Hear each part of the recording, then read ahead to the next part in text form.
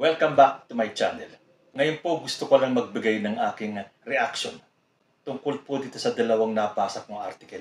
Una po noong August 21, pinag-usapan na po natin yung speech ni Balsi Aquino nung isang araw. Ngayon naman, merong nag-uudyok kay Balsi Aquino na tumakbo sa pagka-presidente sa 2028. Sabi po dito, Balsi Aquino urged to run for president in 2028. Ipinagdiwang at inalala ng pamilya Aquino ang anibersaryo ng pagkamatay ng kanilang ama, si dating Senador Ninoy Aquino kahapon, kasama ang iilang partido liberal na si Leni Robredo, Frank Drilon, Kiko Pangilinan at iba pa sa isang simbahan. May iilan sa kanyang mga taga-suporta na nanawagan na tumakbo sa susunod na eleksyon si Balsi Aquino upang maibalik raw sa demokrasya ang bansa at mawala ang korupsyon. Walang reaksyon si Balsi Aquino sa komento ng kanyang taga-suporta. Okay, so uunahan na po natin, in fairness, wala naman pong naging reaksyon si Balsi Aquino sa komento ng kanyang mga taga-suporta. Although sabi nga ng mga nag-uudyok sa kanya, para daw maibalik ang demokrasya. Teka muna, natalo lang kayo na wala na ang demokrasya sa Pilipinas? Ano ba mga prueba nyo para sabihin yung nawala ang demokrasya natin? Hindi ba kung makabanat nga yung mga pinklawan dyan sa ating gobyerno, sa ating presidente, ay walang patumangga? Meron na ba kayong narinig na isa man lang sa mga nagsasalita against kay PBBM at sa kanyang pamilya na ito ay kanilang hinabla ng libel or cyber libel or kung ano man? Wala po, di ba? So, saan nanggaling yung sinasabing nawala yung demokrasya at upang ibalik daw ang demokrasya ay inuudyokan nilang tumakbo si Balsi Aquino? Sabi pa, para daw mawala ang korupsyon. Alam nyo, sa totoo lang kahit na sinong presidente pa ang naupo at mauupo, matatagalan po or kung hindi man, hindi po mai-eradicate ng 100% ang korupsyon sa Pilipinas. Or for that matter, kahit na sa ibang bansa. Meron na po ba tayong nabalitaan na isang bansa na corruption-free? Well, baka kayo po ay may alam na bansang walang korupsyon. Comment lang po down below. Pero yan po ang ginagawa ng ating presidente at ng kanyang gobyerno. Unti-unti po, step by step. Hindi man po ma-eradicate ng 100% ang korupsyon. Mabawasan ito at dun sa mga susunod pa mga presidente na uupo ay tuluyan ng maalis itong korupsyon na ito. So sa tingin ninyo, tatakbo ba si Balsi? Nung time na yon, nung nag-speech si Balsi Aquino diyan sa Santo Domingo Church yata yun, andun daw si Leni Robredo, si Frank Drilon, si Kiko Pangilinan, yung mga nag-uudyok dito kay Balsi Aquino. Hindi nyo man lang ba naisip na baka masaktan si Leni Robredo na imbis na siya ang inyong udyukan para tumakbo muli sa pagka-presidente, si Balsi Aquino? Hindi ko po minimenos ang kakayahan ni Balsi Aquino. Kung si Cory Aquino nga dati, sinasabi nilang plain housewife lang, naging presidente ng Pilipinas. Malay natin, baka may chance nga itong si Balsi. Yan ay kung gugustuhin niyang tumakbo. Kaya lang, saan mapupunta si Leni Robredo or si Risa Hontiveros kung ang gagawin yung standard bearer ay itong si Balsi Aquino? Aba, kapag magkaganon, umpisahan nyo ng i-build up si Balsi para makilala siya ng buong Pilipinas. Dahil sa ngayon, kilala lang siya bilang anak ni Corazon Aquino at kapatid ni dating presidente Noynoy Aquino. Pero sa tingin niyo, mauulit muli na ang isang plain housewife tulad ni Cory Aquino and now, dito naman kay Balsi Aquino, hindi ko po alam kung ano ang title nitong si Balsi Aquino. Siya po ba ay abogado or kung ano man? Please educate me para po malaman natin kung ano po ang line of work nitong si Balsi Aquino. Or baka gumagawa na talaga ng ingay itong mga pinklawan at gusto nilang ma-feel kung kakagatin ng tao si Balsi Aquino or si Leni Robredo ulit o si Risa Hontiveros.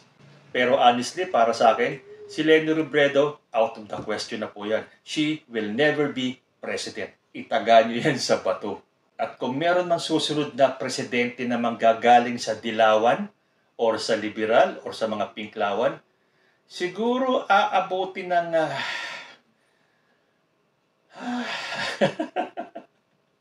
Kayo na nga ang magsabi kung makakaupo pa ulit ang mga liberal o ang mga dilawan.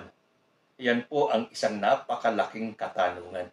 Dahil after po ni President Bongbong Marcos, naka-line up pa po sila VP Inday Sara or si Senator Amy Marcos. Yung mga susunod pa dyan, andyan pa si Sandro Marcos. Pero kung sino man ang lalaban sa susunod na presidential election, pakakainin lang po kayo ulit ng alikabok.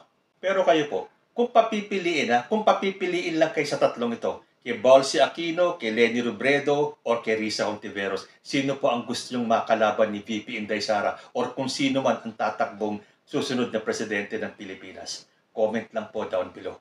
Ang susunod ko naman pong nabasa ay ito pong panawagan ng TN Trio or nitong si retired Colonel Leonardo O. Odonio. Para po kasi nagtatawag siya ng people power at ito daw ay magaganap sa September 21. After no August 21, September 21 naman tayo. Meron na naman tayong aabangan. Babasahin ko naman po yung panawagan nitong si retired Colonel Leonardo Odonio. Sabi po rito, panawagan sa bayang Pilipino.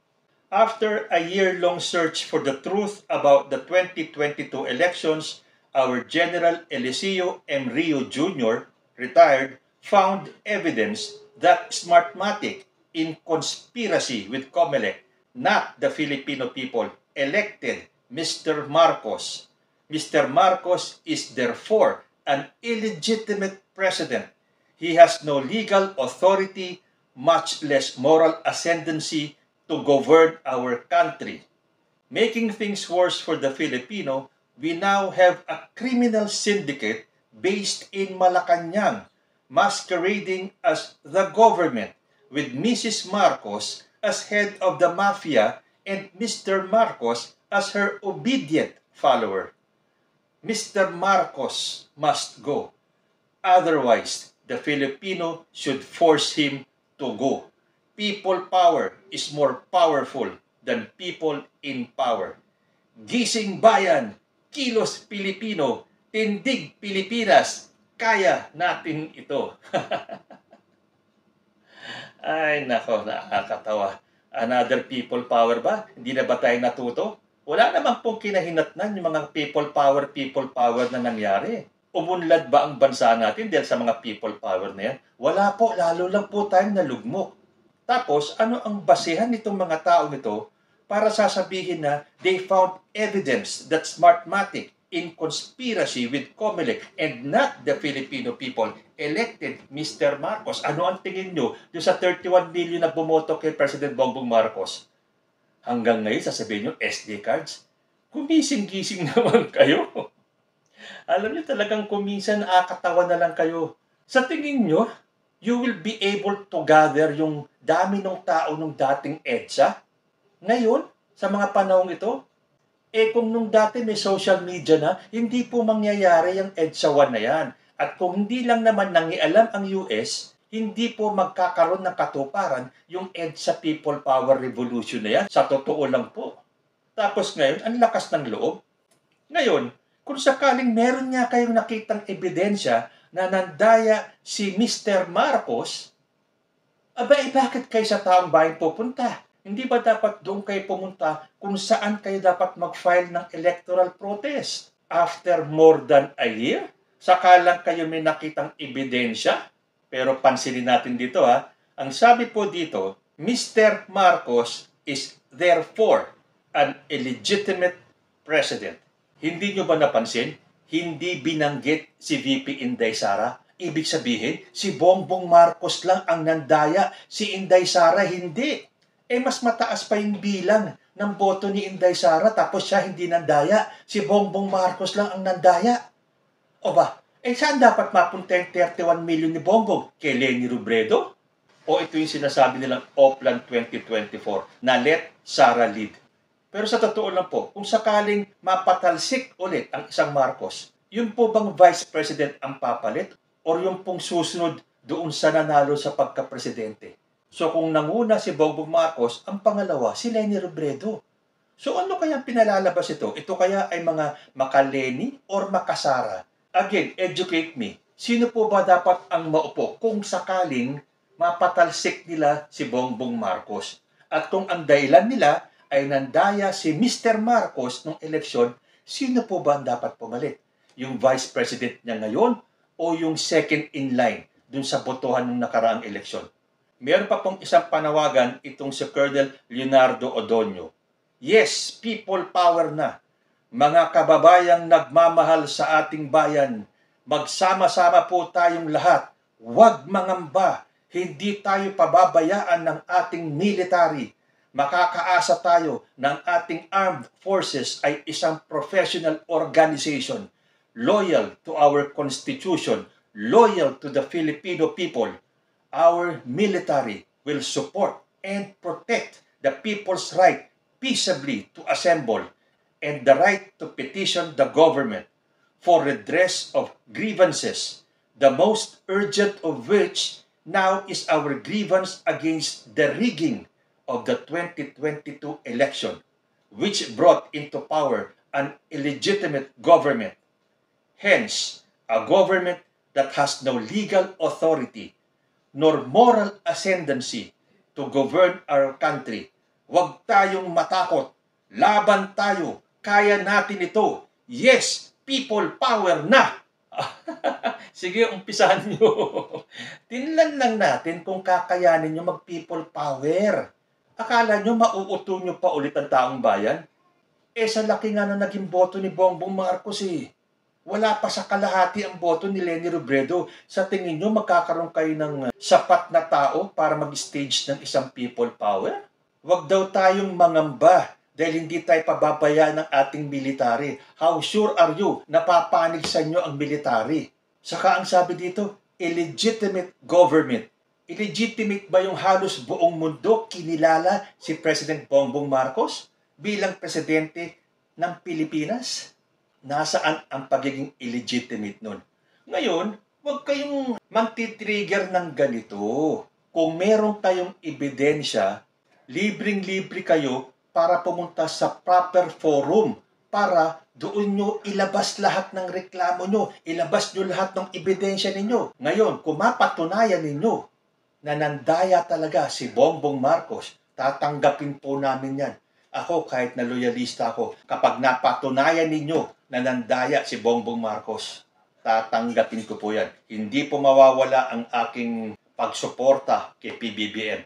Pero tatanggapin ko po na nandaya siya. Kung mapapatunayan ninyo na nagkaroon ng dayaan noong 2022 election. And where does this put VP Inday Sara? Hindi ba? Ang nandaya, si Bongbong Marcos lang, si Inday Sara hindi. Saan nanggaling yung boto ni Inday Sara? Sa mga supporters din ni Bongbong Marcos kasi nga unity team Saan napunta yung unity team? Kung si Bongbong Marcos lang ang nandaya, hindi ba unity team sila? So dapat pati sa Pandaraya, unity team sila, magkasama pa rin sila. At ito po sinasabi ko, kung mapatunayan ninyo na nandaya si Mr. Marcos, tatanggapin ko po. And I'm sure tatanggapin namin mga loyalista, kami mga supporters ni Bongbong Marcos. Yan ay kung mapapatunayan ninyo na nagkaroon ng dayaan. Huwag nyo daanin sa gantong mga paglabas-labas ng mga panawagan na magkaroon ng people power ulit. Ito po ba ang tinatawag nyong demokrasya? Ang dalhin ninyo sa kalye ang inyong mga grievances? Hindi po ba dapat sa proper forum and the proper authorities at kung sino man ang dapat magdesisyon kung nagkaroon nga ng dayaan o hindi? Basta na lang ba kami maniniwala sa sinasabi ninyo na nagkaroon ng dayaan, na nandaya si Mr. Marcos, si VP Sara hindi? Nakakapagtaka yun Parang one for the books, unity team, nandaya yung presidente, yung vice president hindi. Paghahalata naman kayo So ngayon, hindi natin alam, ito ba mga to ay maka-Leni or maka-Duterte? Kasi ang dinidiin nila, si Bongbong Marcos lang. Asan ang pangalan ni Inday Sara? Wow, conspicuously, nawawala ang pangalan ni Inday Sara. Hindi po nandaya si Inday. Si Bongbong Marcos lang po ang nandaya. Hihintayin po namin yan. September 21. So sa lahat po ng nanonood ngayon, mark your calendars. September 21, people power na daw ulit. Aabangan po natin yan. Maglabas po tayo ng popcorn habang titignan natin kung mapupuno ulit nila yung EDSA. Sa bagay, kung ito ay mga pures, sasamahan to ng mga dilawan, ng mga pinkish. Pero Will they be enough para mapuno ang EDSA, para mapatalsik nyo si President Bongbong Marcos? Yan po ay suntok sa buwan. But then again, tulad ng sinabi ko kanina, kung mapapatunayan ninyo na nandaya si President Bongbong Marcos, huwag na nating isali si VP Inday Sara kasi siya hindi nandaya eh. Si Bongbong Marcos lang ang nandaya. Tatanggapin ko po, I will even urge my fellow supporters na kahit na hindi namin tanggalin ang suporta namin kay Bongbong Marcos, tatanggapin namin na maluwag sa dibdib. Kung yan po ay mapapatunayan ninyo na nandaya nga si Mr. Marcos. Kayo po, anong masasabi nyo rito sa pakulunan naman ng mga to? Matutuloy na nga ba yung Oplan 2024, yung Let Sara Lead? At kung sakali mang mapaalis nila si President Bongbong Marcos, si Sara Duterte nga ba ang dapat pumalit o si Leni Robredo? Please educate me. Comment lang po down below and I will see you next time. Peace.